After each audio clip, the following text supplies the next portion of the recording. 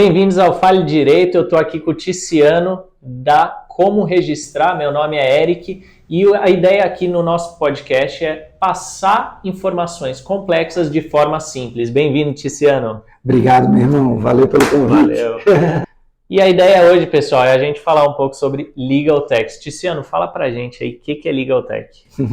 Tá bom. Bom, antes de falar sobre Legal Tech, eu quero agradecer aí o convite seu, de Mariana, da Bits, e falar o seguinte, que algumas pessoas gostam de diferenciar Law Techs e Legal Techs. Eu acho que eu estou como você, que não me preocupo tanto com essa diferenciação. Algumas pessoas dizem que as Law Techs são as empresas que atendem o público final diretamente, não é isso? E as Legal Techs são as empresas que atendem o advogado, né? A advocacia de uma forma geral.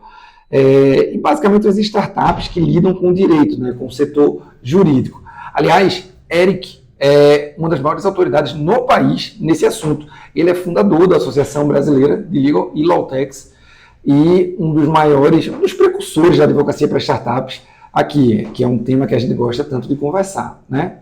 Isso aí. Lá atrás, né, a gente viu que não tinha muito essa distinção, né? Eu nem sabia dessa distinção, para ser sincero.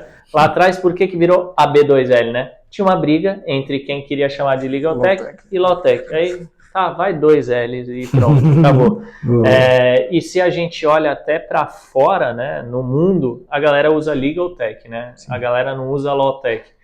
Então acaba que tem alguns termos que são mais usados no Brasil e tal, então acaba meio que ficando essa bagunça aí, né? Sim, sim. E o Ticiano também é investidor, né, em Legal Tech. Como que é isso, Ticiano? Conta pra gente aí. Eu além de mentor e de advogado em startups, eu participo do pool de investimentos da Bossa Nova, que é o Venture Capital mais ativo da América Latina. E, como a gente estava conversando agora há pouco, a gente está investido em 7 Legal Techs. Então, a nossa perspectiva é de que essas empresas ajudem o setor jurídico a prosperar de forma mais rápida, mais segura, e a partir daí a gente consiga vender essas participações nessas startups e ter um retorno financeiro, né? Então, é muito segmentado, né? Porque a gente não está falando de empresa de tecnologia, qualquer tecnologia. Exato. São empresas de tecnologia jurídica, como a Bits. A Bits, que inclusive já tem alguns investimentos. As duas, né, na verdade. As duas. Como registrar é uma Legal Tech e a Bits é uma Legal Tech. Também, pois é.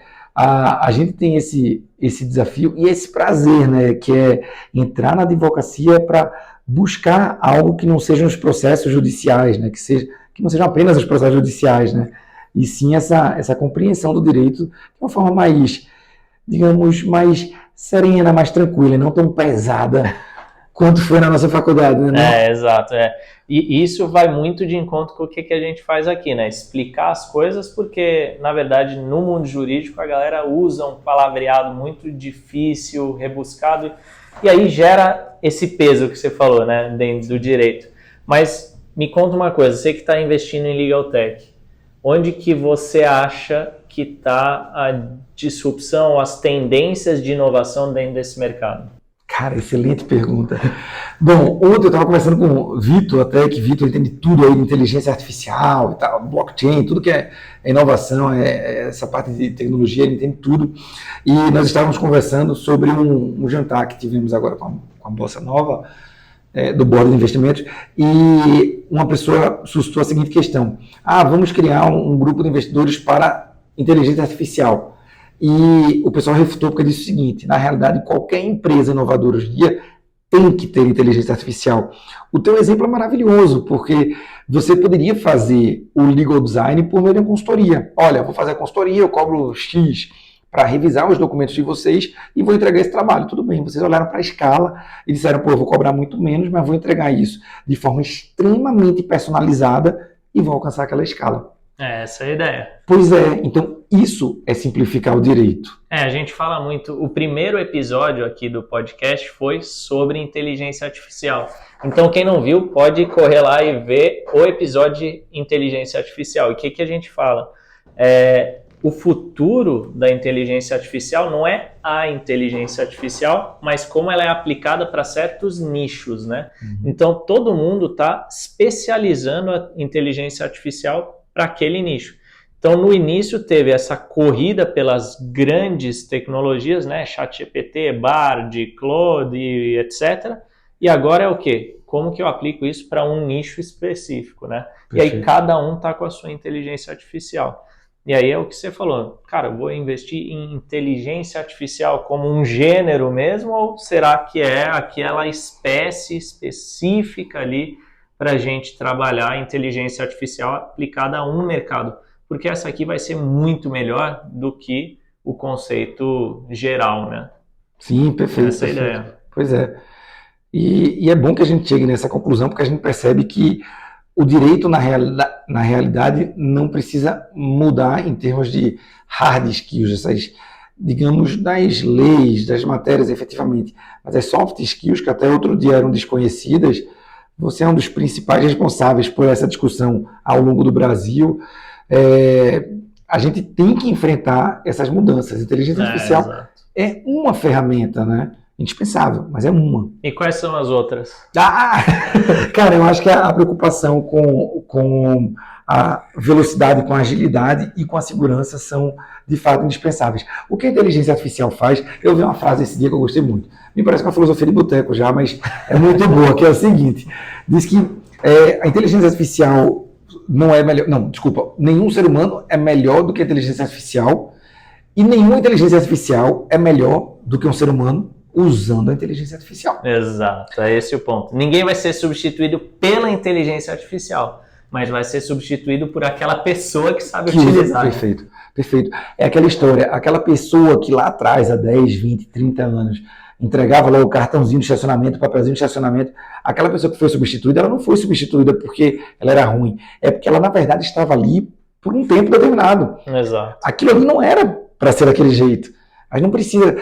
Qual é a sua ocupação? A minha ocupação é entregar papel de estacionamento. Não. O ser humano é muito mais complexo. Exato. O ser humano é muito mais inteligente. Quando a gente fala, o seu mote é a parte de legal design, quando a gente fala sobre a simplificação dos documentos, note que a estruturação obrigatória não muda. Você ainda tem lá as partes, as condições, está tudo certo lá. A segurança jurídica permanece, na verdade fica até mais seguro. É como você vai transmitir a informação, né? Perfeito. Esse que é o grande ponto. E agora, você tem uma Legal Tech, né? Uhum. Me conta um pouco, conta aqui para o pessoal também, o que a Como Registrar faz. Tá bom. Lá no passado, a gente montou primeiro o escritório de advocacia. O escritório de advocacia sempre foi exclusivo em propriedade intelectual. A gente sempre teve essa atuação exclusiva. O que aconteceu foi, uma coisa nos irritava, é que 80% da nossa demanda era registro de marca. E registro de marca não é algo que efetivamente necessite de uma consultoria, de um trabalho muito próximo, etc. e tal. É importante, sem dúvida alguma, você tem que conhecer alguns princípios, você tem que fazer alguns estudos, verificar algumas disponibilidades. Mas uma coisa é você verificar isso de um modo objetivo. Outra coisa é você envolver consultoria nisso. Toda vez que eu escuto a palavra consultoria, eu me arrepio. Eu tenho um pouco de medo, isso é sério. Porque consultoria, a primeira coisa que eu penso é o seguinte, bloquear o meu tempo. Exato, exato. Não é escalável, né? Não tem escala de jeito nenhum. Você veja, essa nossa conversa aqui, a gente está abrindo mão de outras coisas nesse mesmo momento. Só que essa nossa conversa ela vai ser replicada daqui a pouco. Essa nossa conversa ela vai ganhar escala, sem dúvida alguma. Pô, vê a sorte que eu tirei. Fazer isso aqui com o Eric, todo mundo vai querer ouvir. Se fosse um negócio meu sozinho, eu não teria audiência. Mas com o Eric, aí o negócio igualmente, funciona, né? Se sou só eu aqui, não tenho audiência. Trago os convidados aqui. Aí... Tá vendo? Para escalar. Isso é uma hora de escala. Então, eu penso eu pensei lá atrás que se a gente continuasse apenas estruturando preços, por exemplo, vou criar novos pacotes, vou aumentar preço, assim, acolá, não ia funcionar. O que a gente fez? A gente tirou do escritório de advocacia essa parte de registro de marca, até aí nenhuma novidade, muita gente ia fazer isso por estruturação tributária. Exato. Só que a gente fez o seguinte, olha, vamos testar a consultoria contra a não consultoria. Então, por exemplo, para fazer pelo escritório de advocacia custava R$5.000 e o escritório contratava como registrar. Para fazer pela como registrar custava, acho que na época era R$1.500. Então, assim, aí o cliente perguntava, mas qual a diferença? Você precisa de reunião? Não, você precisa de reunião? Não, eu gostaria, então é 5.000. Não, mas peraí, e para ser 1.500? Você abre mão de reunião. Pronto. Então as pessoas foram necessariamente indo para os 1.500. Legal. O que aconteceu, o que a gente observou nesse tempo foi o seguinte, as pessoas, principalmente os advogados, estavam muito preocupadas, estavam com um foco muito grande no problema e não na solução. O que as pessoas querem quando contratam alguém para registrar a marca, assim como contratam alguém, uma estrutura, uma empresa para cuidar do legal design, não é o envolvimento daquela pessoa. O que ela quer é a solução. Eu fico indignado quando alguém me fala, não, mas advogado é atividade meio. Tudo bem, na lei tem isso e para referências de responsabilidade civil é importante. Mas se alguém me contrata, a pessoa não está querendo que eu me envolva da melhor forma possível. A pessoa está querendo ganhar um processo. Vamos envidar os melhores esforços para o seu negócio. Cara, esquece. Papo furado. Essa frase feita de e-mail de advogado anos 80 não existe mais. Não e-mail anos 80 não, mas deu para entender. Mas o que acontece é que a gente teve lá esse direcionamento de olhar para o resultado. Então, a Como Registrar, ela passou por algumas reinvenções nesse tempo. Há 6 anos a gente foi acelerado pelo CESA, Centro de Estudos e Softwares Avançados do Recife. Vou te pedir uma pausa aí, pessoal. César, quem não conhece, é referência em tecnologia no Brasil.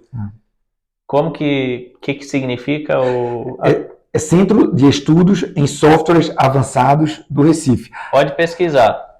A brincadeira do Recife era para completar o nome próprio César, porque na real, assim, a referência a Recife é para dizer que é a maior capital do país. Mas assim, a gente abre mão, porque esse negócio de deixar para São Paulo a poluição está tudo bem, e para Brasília a política é meio complicada, mas sem dúvida alguma, me perdoa, Mari, é a capital mais importante do país. Mas aí o César, ele tem projetos grandes, projetos gigantescos. O César hoje deve ter mais ou menos 1.600, 1.700 pessoas trabalhando. Tem estruturas aqui em São Paulo, tem no Amazonas, tem em Pernambuco. Sorocaba Sorocaba eu não sabia. Eu acho que tem. Tem razão, tem Sorocaba. É verdade, é verdade. E tem nos Estados Unidos, não me recordo qual estado. Então, é uma organização que tem, de fato, um certo respaldo. Nós participamos há 6 anos de um programa de aceleração lá e nós fomos a primeira Lawtech, a primeira Legal Tech, Legal. A primeira empresa do segmento jurídico a ser acelerada lá. E por coincidência do mundo, Beto Benedito Macedo, tio de Vitor aí, que a gente cobriu isso 6, 7 anos depois, ele que é um dos sócios lá do César, não sei se posso chamar de sócio, mas enfim, ele que é uma das maiores autoridades lá do César, um gênio da tecnologia, ele nos abordou e disse o seguinte, cara, vocês estão gastando uma grana aqui com tecnologia. Não é isso. Vocês estão com erro de produto. Como assim, cara? Você é o cara que está nos dando aula, a gente veio para cá para ser acelerado por causa da tecnologia. Pois é, não é o software de vocês que está errado. O que está errado, ele mostrou para a gente, é isso. Primeiro, vocês estão vindo para cá de terno. Esquece isso, amanhã vocês vão vir para cá de jeans. Vocês têm que se comunicar com o cliente de vocês. O cliente de vocês não é só o advogado. Caramba, cara, faz sentido. Segundo, vocês têm que olhar para a palavra que a gente estava conversando agora, para escala. E terceiro, não é a experiência do usuário usando o software, é a experiência do usuário total. É o serviço do começo ao fim, né? Exato, era aí que a gente estava pecando, Eric. A gente desenvolveu um sistema, gastamos uma barba de dinheiro, é claro, dentro das nossas condições, para entregar para o cliente uma solução, entre aspas, automática. Mas não era isso. O automático às vezes não gera uma boa experiência também, né? Pois é, e esse tão automático que a gente queria era basicamente a recepção de documentos. Hoje o nosso sistema é muito mais eficiente e a gente gasta muito menos do que a gente gastava há 6 anos. E hoje a gente tem um respaldo de estar em todos os estados brasileiros. Hoje a gente tem quase 2.000 marcas sob nossa gestão. A gente tem cases de marcas internacionais que estão com nossos cuidados, cases de marcas grandes brasileiras, por exemplo, Construtora Queiroz Galvão, Casa Orange, Grupo Selfit, que é a segunda maior rede de academias do país. Temos a Ibacem, a maior exportadora de manga, de frutas do país. O cara tem 7.000 funcionários. A gente tem diversos clientes grandes e temos também o nosso foco maior, startups. Por que a gente tem startup como cliente? Eu digo sempre o seguinte, as pessoas me perguntam, primeiro investimento que eu devo fazer é um registro de marca? Eu falo, não. Primeiro investimento que você tem que fazer é em ter cliente. Mas aí se eu tiver de mudar minha marca, muda. Exato. Mas, não posso mudar minha marca, cara. É como se hoje você cria uma marca, acha aquilo maravilhoso, passa 6 meses e você já fala, que porcaria é essa? Né? Exato. Se não paga a conta, como é que a gente vai fazer? Então, eu digo que o registro de marca é a segunda preocupação de uma startup. Mas não quer dizer, startup é tão veloz que não quer dizer que a segunda preocupação tem que ser daqui a 2 anos, daqui a 1 ano. Não, você validou o seu produto, tem a expressão, enfim, a Erika é quem ensina muito bem isso, a POC, a prova do conceito. Você valida aquele produto, no caso a startup valida o produto, ela coloca no mercado para testar o PMF, Product Market Fit. Uma vez que ela testa esse mercado, tem aderência de mercado, tem clientela, aí sim, beleza. Aí registra a marca. Vem registrar a marca. E a gente criou planos fazendo o seguinte, a gente tem alguns planos de serviço, não vou aqui fazer jabá, já estou fazendo demais até, mas basicamente o que a gente fez foi o seguinte, a gente criou estruturas de entregas com base no que cada empresa de fato necessita. Legal. Uma startup, por exemplo, um parecer jurídico, maravilha um parecer, mas a startup não quer isso, que a startup quer o seguinte, preço e prazo de entrega. E, obviamente, o mais importante, que aí ninguém descuida, é a segurança. Uhum. Se a gente entrega essas 3 coisas para a startup, tá bom. E aí a gente tem planos que variam de preço em até 5 vezes. Quer dizer, enfim, vai depender da necessidade. Mas, voltando para cá, porque a gente estava falando, Eric, aí eu queria te provocar, eu queria te perguntar o seguinte, eu sei que você que estava me perguntando, mas eu queria te devolver a pergunta. Bora. Você é precursor, meu amigo, do tema direito de startups no Brasil. Os livros mais vendidos sobre o tema no Brasil são seus. Os cursos mais importantes foram fundados por você. As pós-graduações, todas essas estruturas foram feitas por ti. Então, eu queria te perguntar o seguinte, o que tu acha, o que você acha da importância do mercado de startups para o segmento jurídico? A gente advogar para essas empresas, de fato é interessante ou isso é só hype? Cara, tem os dois, mas quando eu estava lá atrás, o ponto é que a gente não aprendia sobre isso. Ninguém falava sobre isso, ninguém conhecia. Então a galera ensinava o direito como se ensinava há 50, 100 anos atrás. Só que a gente tem um movimento acontecendo que é a inovação está cada vez mais rápida. E eu preciso, como advogado ou como estudante, aprender como lidar com essas inovações. Não adianta eu aprender com aquela coisa de 50, 60 anos atrás.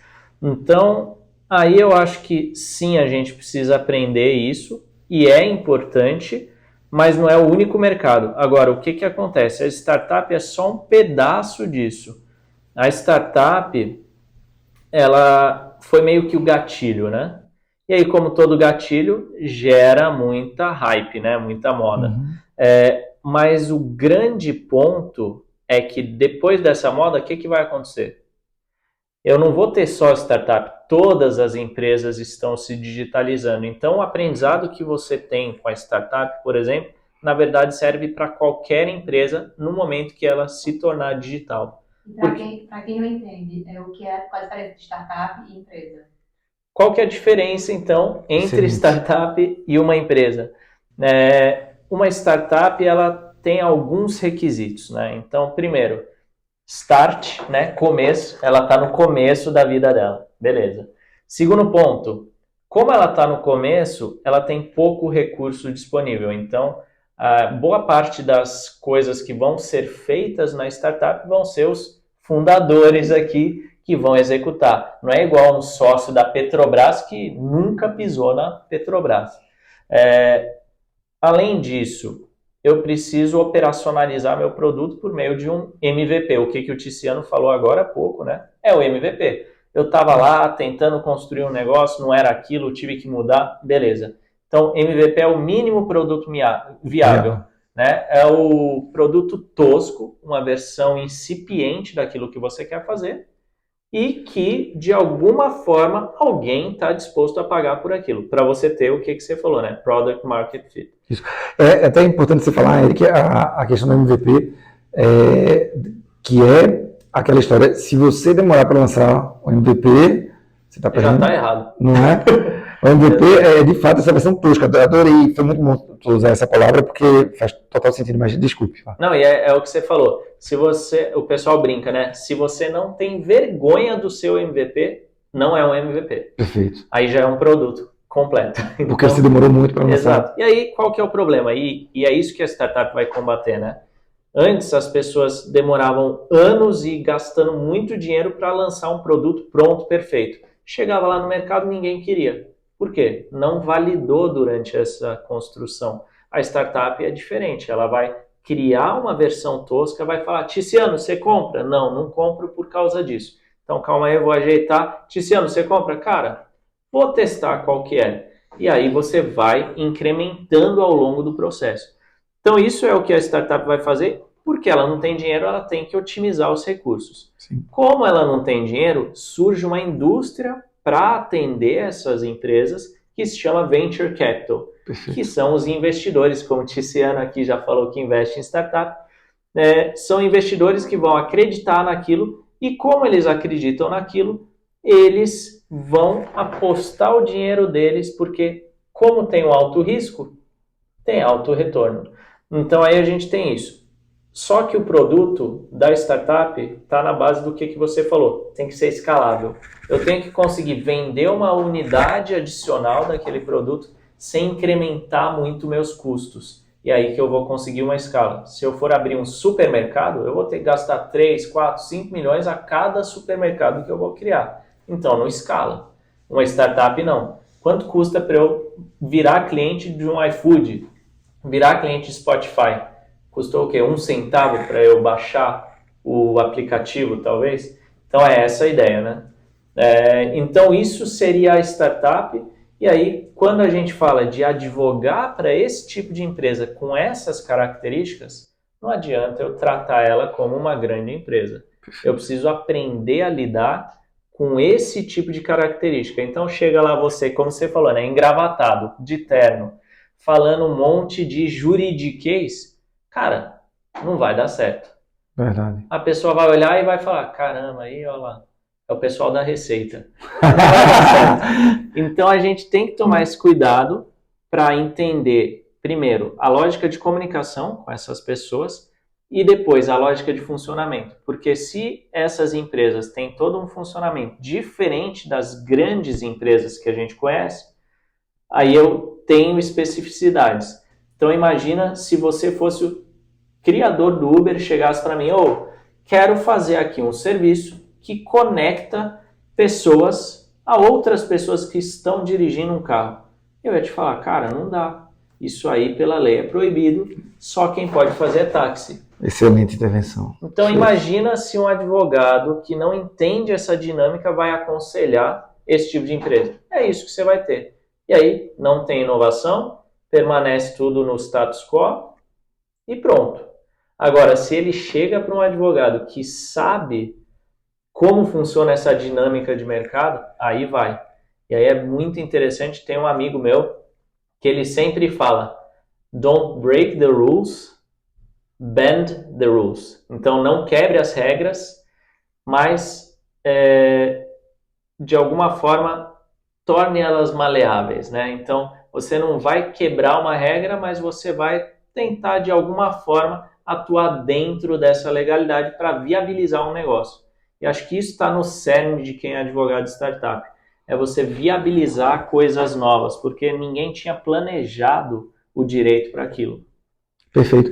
Cara, eu adorei essa tua explicação, porque você deu a exata definição do que é advogar como startup. É isso. Porque a startup, como você muito bem falou, eu certa vez, Eric, eu dei uma palestra com o diretor jurídico da Deloitte.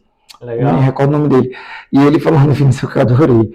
Ele falou o seguinte, que startup é toda grande empresa que não está grande ainda.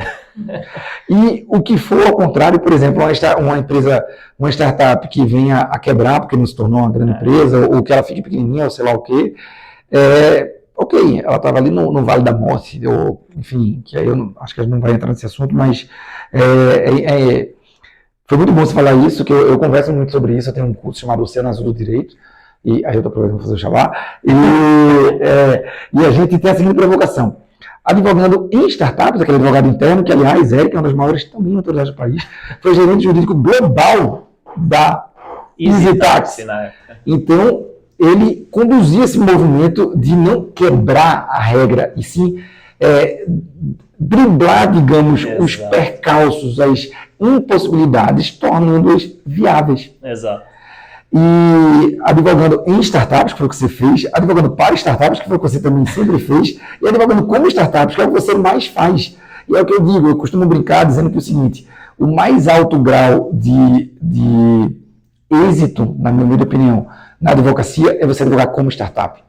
Significa que você pode fazer seus horários, significa que você pode atingir a tão sonhada escala que, em tese, o Código de Ética da Advocacia proíbe, que na verdade não proíbe. Você É usar a interpretação essa equivocada. né? Exato. O Código de Ética da OAB diz que você não deve transformar a advocacia em uma atividade mercantil. Mas o que é atividade mercantil? Posso ser um pouco polêmico aqui? Por favor.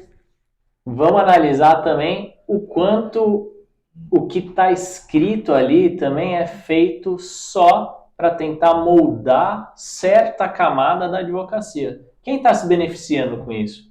É você? Você está olhando para os outros advogados que estão se beneficiando com isso também? O que é aquilo ali, né? Ele serve para atender a nós, advogados. Então, a gente tem que pensar também.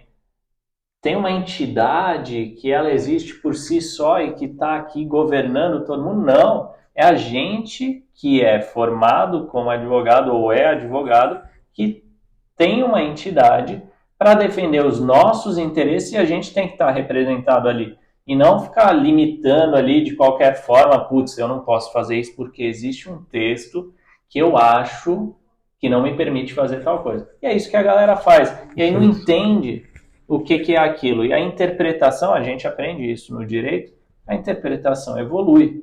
Então a gente tem que também mostrar diferentes formas de interpretação e às vezes certas normas são anacrônicas, foram criadas lá atrás e precisam ser atualizadas, né? Como acontece com frequência, né? Exato. Toda lei passa por reformas, então não seria diferente a interpretação. Maravilha, eu estou totalmente de acordo contigo e eu acho que esse é o maior prazer da gente advogar, é a gente conseguir fazer de uma profissão tão tradicional, tão, em tese, engessada, em algo tão despojado, algo tão mais leve, desafiador pra caramba, né? Não é fácil.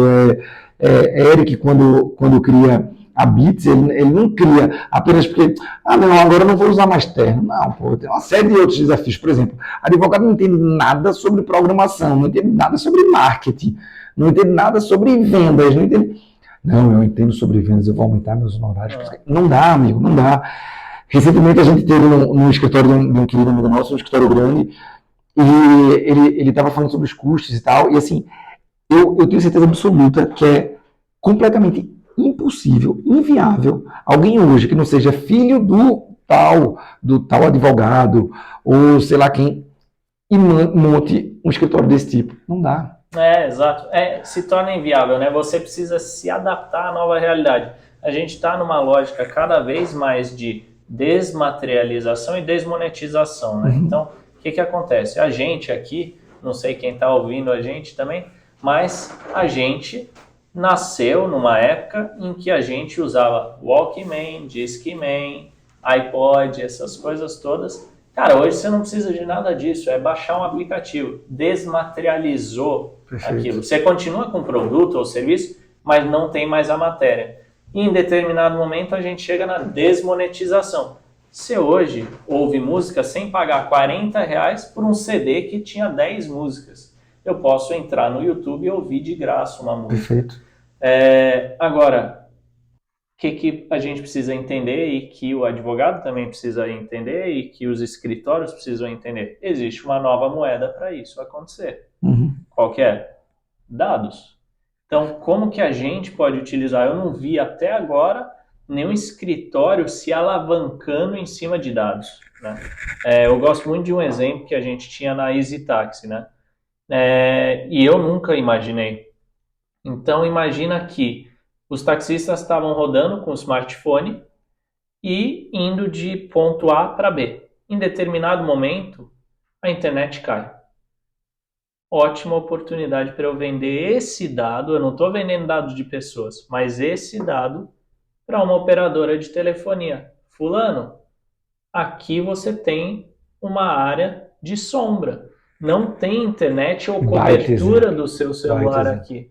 Então, não preciso de dados pessoais para monetizar. Existem outros dados que são importantes para negócio. Então, isso é como se fosse uma pesquisa, né? Você tem, sei lá, 500 mil carros rodando. Imagina como você consegue mapear o país inteiro para essas operadoras, né?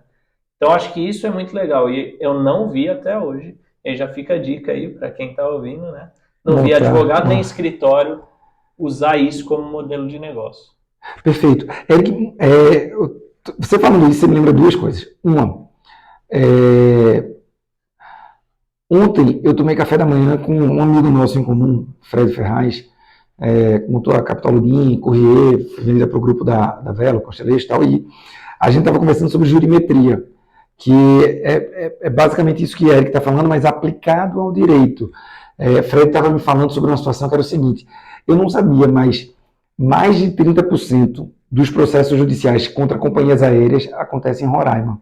Oi. Eu não fazia ideia disso. Por quê? Me parece que o aeroporto lá é grande, mas é um extremo do país, tem um certo fluxo e tal. Bom, eu não sei a justificativa. É aquela história, a gente está confiando nos dados, né? Em dado we trust. Em data we trust, né? Então, é o que você está falando. E a outra questão que eu ia comentar é o seguinte, quando você fala sobre a desmonetização, eu lembro de um livro que eu li há bastante tempo, eu não entendia nada de startup nessa época, que se chama Free, o Futuro dos Preços, que é um livro do Chris Anderson. Me parece que na academia ele não é tão respeitado como economista, mas assim, dane-se. O cara conseguiu compreender o quê? Dados. É isso. E o modelo de negócio, né? Exato. E aí ele fala sobre isso, ele discorre bastante sobre, por exemplo, as plataformas digitais. Aí você diz, eu estou usando o Google, é gratuito, estou usando o Hotmail, o Trello é gratuito. É aquela velha história, né? Quando você não está pagando por um serviço, você não sabe como é que a empresa ganha, porque o produto é você, né? Então, é muito bacana você explicar isso, porque, de novo, a gente voltando aí, remetendo a essa questão dos documentos, da facilidade de interpretação, que é o tema do teu podcast, facilidade da discussão, facilidade do debate, de uma forma geral, me vem isso à mente, né? Você pode chegar na internet e colocar modelo de não sei o quê, você vai encontrar, mas eu duvido que esse modelo, ele de fato seja a melhor aplicação. Você encontra modelos de tudo. E aí outro dia eu estava conversando com o meu amigo Vitor também, e ele deu um exemplo que eu gostei muito. Ele disse, rapaz, quando alguém compra um curso, ela não compra mais pelo conteúdo. É isso. Ela compra pela organização. E pela pessoa que está ali, às vezes você quer ser aquela pessoa. Exato. Então, putz, se aquela pessoa está falando, eu quero fazer aquilo ali. Exato. Então, assim, eu posso, eu quero muito, sei lá, aprender. Eu quero usar legal design. Então, eu vou lá no Google botar modelo legal design. É claro que vai ter. Eu vou até fazer alguma coisa tosca e tal lá, mas eu duvido que isso vai ficar tão bom quanto se eu contratar uma empresa que cuida disso. No nosso caso da marca, quando alguém pergunta, mas eu sou obrigado a contratar vocês? Não, de jeito nenhum, você não é obrigado nem a registrar a marca. Você não precisa preservar seu histórico. Até porque amanhã, se sua empresa valer 10, 50, ou 100 ou 200 milhões de reais, não tem problema se outra pessoa usar sua marca e fizer você mudar de marca e ainda ter que indenizá-la. Tudo bem. É a mesma questão do legal design. Eu não preciso ter um contrato lá todo fácil, de fácil compreensão. Eu posso não ter isso e perder importantes contratos. Então, é muito bacana essa... É legal essa reflexão. Você não precisa fazer, mas você vai ter consequências, né? Exato. Bacana. Muito bom, muito bom. E se a gente for pensar aí, a galera que quer contratar uma legal tech, trabalhar numa legal tech, ou de alguma forma criar uma legal tech, o que você diria para essas pessoas? Primeiro, se forem brasileiras ou se estiverem no Brasil, o melhor lugar do mundo para empreender nisso. Por vários motivos. O primeiro deles não é o número de advogados, esse é o segundo. O primeiro é que o Brasil é um país que tem muitos desafios. Se o Brasil tem muitos desafios, tem muita coisa aqui para ser feita. Vai ver se tem todo esse movimento lá na Noruega, na Suécia, algum país assim. Tem nem advogado lá. Não tem nem problema. Mas não tem nem problema. Cara, o Brasil é um país que tem mais de um advogado por cada 200 habitantes. Não é 200 mil, não. São 200 habitantes. Ou seja, se você mora num prédio que tem, sei lá, 100 apartamentos, a chance é de ter pelo menos um que vai livrar a sua barra ali. Tenha certeza que tem um advogado lá. Então, assim, aquela história de procurar agulha no palheiro, para outras coisas, para advogado, não, advogado tem. E eu estou falando de advogado, eu não estou nem falando que é formado em direito, porque aí o funil aumenta mais ainda, né? Advogados são aqueles 3 ou 4 ou 5% que passam no exame da ordem. Estima-se que no Brasil tenha cerca de 1.300.000 advogados. Então, em primeiro lugar, eu acho isso. Se você está empreendendo no Brasil, você tem uma série de desafios para resolver, então você tem muitas oportunidades. Em segundo lugar, empreender em Lawtechs, em Legal Techs, como você queira, como você prefira, você tem ainda mais oportunidades, porque qual é a profissão que tem 1 milhão de profissionais no país? Não tem. E todo mundo olhando para o mesmo lugar, né? Você Esse- vai ser o que vai olhar para o lado e pronto, você está nadando sozinho, que é o que você falou, né? Esse problema É o oceano azul do direito. do direito. Mas é isso mesmo. E, em terceiro caso, eu penso no seguinte, os problemas jurídicos, eles afetam todo mundo. Então, se você quer criar uma legal tech, como a de vocês, para entregar um produto não apenas para o advogado, mas para os departamentos jurídicos de empresas. Se você... E governo também, né? E Tem governo, um monte perfeito. de coisa. Perfeito. Se você quer criar um serviço desse, você tem muito mercado aqui. Se você quer criar um produto, por exemplo, sei lá, para ajudar, outro dia eu dei mentoria para uma startup, para uma legal tech, que o pessoal criou um sistema de gerenciamento de processos para advogados em início de carreira. Então, o que eles fazem? Legal. O acesso ao sistema, ele é gratuito, até 10 processos, porque a pessoa que tem até 10 processos, amigo, não ganha dinheiro. Confia em mim. Se não for aquele advogado de Brasília, que trabalha aquela questão do relacionamento... Com os 10 processos. Com os 10 processos, você de fato não tem dinheiro, porque um grande problema da advocacia brasileira, do direito no Brasil, da execução do direito no Brasil, é que você tem um processo judicial muito demorado. Isso. Então, não só processo judicial, você tem processos muito demorados. Por exemplo, a gente falando na parte de propriedade industrial, o INPI, o Instituto Nacional da Propriedade Industrial, leva muito tempo para analisar. O pedido de registro de marca leva mais de 1 ano. O de patente leva 6, 7 anos. Então, assim, você tem diversos desafios para enfrentar no Brasil. Então, esses 3 pontos me parecem que seduzem o empreendedor para vir para as legal techs. E aí acho que é legal um ponto aí que você não abordou. Talvez exista um mundo fora do contencioso, do processual, etc. Com certeza, Porque não é assim, talvez. em São Paulo isso já é realidade há muitos anos. Sim. Só que a gente lida com muitos advogados, a gente roda o Brasil e vê, caramba, tem galera fora de São Paulo, por exemplo, que nunca nem ouviu falar do consultivo, nem faz, só cuida de processo, né? Então aí também é uma oportunidade para quem é advogado, né? Perfeito, perfeito. E assim, é uma possibilidade, digamos, de novos mercados, não são nem novas atuações. Quando você fala isso de quantos advogados existem fora do eixo, digamos assim, eu penso logo no seguinte, a gente não está nem considerando áreas importantíssimas como a jurimetria, que eu comentei agora há pouco. Exato. Cara, veja que bacana, imagina só, com um investimento baixinho por mês, baixinho mesmo, sei lá, 50, 100, 200 reais por mês, você consegue saber o seguinte, olha, eu trabalho com, sei lá, vamos supor, direito previdenciário, tá? Onde é que são propostos mais processos previdenciários no Brasil? Onde é que o reclamante, o demandante, o autor das ações mais tem êxito? Imagina um escritório vender essa informação para alguém, né? E veja, isso é zero confidencial, são dados públicos, Exato. tá? Você e eu discutimos outro dia, nós debatíamos outro dia sobre isso, né? Sobre o problema daquela empresa lá que há uns 6, 7 anos foi afetada por isso, por um absurdo, enfim, do governo que queria limitar esse acesso à informação. Exato. Veja, o Brasil é um país tão desafiador que a gente tem uma lei para dizer que você pode acessar dados públicos. Os dados já são públicos, cara. A gente precisa de lei de acesso à informação. Cara, não precisava disso. Mas o Brasil criou isso. Mas aí, dando sequência que você falou, Eric, eu penso que é o seguinte, na parte de legal techs, você tem como, eu adoro isso aqui, eu adoro esse ambiente, eu quero trabalhar numa, dá para você fazer isso como advogado. A gente tem um amigo em comum, por exemplo, Raíssa Moura. Raíssa Moura é uma das pessoas que mais entende. Deslanchou ali, né? Cara, ela entende de privacidade muito além de LGPD. LGPD, beleza, Lei Geral de Proteção de Dados, uma lei importantíssima, mas Raíssa entende. Já está atrasado, né? Pois é. E a Raíssa, que foi a Head of Legal Global, sei lá o quê, na época em Loco, que virou Incognia, uma grande empresa. Nós temos a alegria de atender já há alguns anos.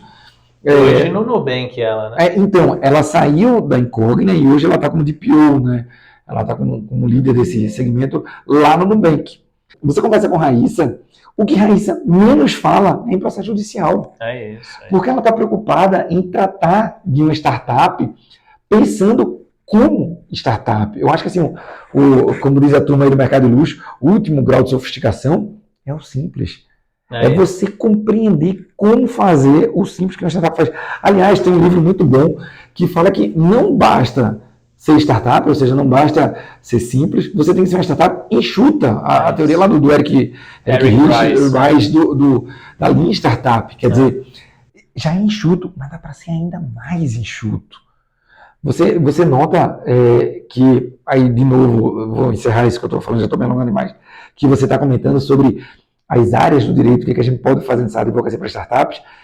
Você é um grande exemplo disso. Você empreendeu na advocacia vendendo muitos livros, vendendo muitos cursos, muita consultoria, muita palestra. Você agora está trabalhando com um sistema. Quer dizer, eu não sei qual vai ser o teu próximo passo, eu nem vou perguntar, porque possivelmente é sigiloso. Mas o que eu vejo é que não faltam oportunidades. Cara, a gente está no Brasil, um país cheio de problema, a gente tem 1.300.000 advogados e a gente tem um monte de área.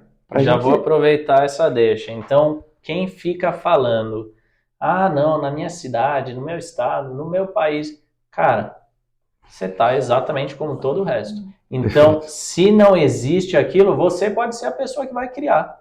E aí que está a oportunidade. Ninguém faz. Beleza, seja você o primeiro a fazer. Vai vender esse tipo de serviço e aí você consegue criar um mercado. É o que a gente está fazendo, é o que você está fazendo, é o que muitas pessoas estão fazendo. Eu gosto muito da frase lá que o Ford teoricamente falou, né? Ninguém sabe. Mas se ele fosse perguntar para as pessoas o que elas cavalos, queriam, né? Elas iam querer cavalos mais rápidos e não um carro. Pois né? é. Então é essa a ideia. Você precisa criar esse mercado, você precisa ir atrás e criar o que você quer. Steve Jobs fez isso nos tempos mais recentes, né? Isso. Steve Jobs, quando alguém perguntava para ele, cara, você não ouve os consumidores? Ele diz, não. Eu digo que eles vão fazer. Aí já é um pouco radical também. Mas estava lá criando a forma como a gente lida hoje com a vida, né? Nem com a tecnologia. Muito importante você falar isso, Eric. Eu fico sempre pensando o seguinte, o direito, num determinado tempo da minha carreira, passou a ser algo muito pesado. Eu pensava, puxa, para mim chato. Também. Pois eu comecei a passar mal, tive depressão, tive síndrome do pânico, tive um monte de problema. Cara, não é possível. Eu não tive nada disso, eu só não gostava do que eu estava fazendo. Pois é, você teve mais sorte do que eu, mas tivemos o mesmo desafio. E a gente vê que o direito ele pode ser muito mais legal. Isso. Startup não é uma matéria. Pode te dar um tesão de trabalhar, né? Demais, dá demais. Você veja, a gente está aqui criando uma questão digital, estamos aqui gerando um conteúdo sobre isso, estamos falando sobre direito, sem estar aqui dizendo qual foi a jurisprudência de ontem, ou qual foi a mudança do tribunal de hoje, ou qual é uma... Eu não estou dizendo que não precisa de hard skills, claro que precisa. Exato, você precisa para poder abrir esse novo caminho, né? Pois são as soft skills que estão fazendo a gente compreender esses novos mercados. O que era legal design há 10 ou 20 ou 30 anos? Existia.